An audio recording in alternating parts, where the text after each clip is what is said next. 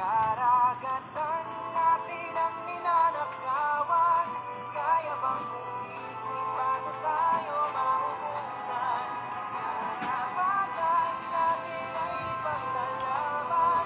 Sumabay sa paglayag habang sumisigaw at naninindigang atin ito, atin ito, atin ito.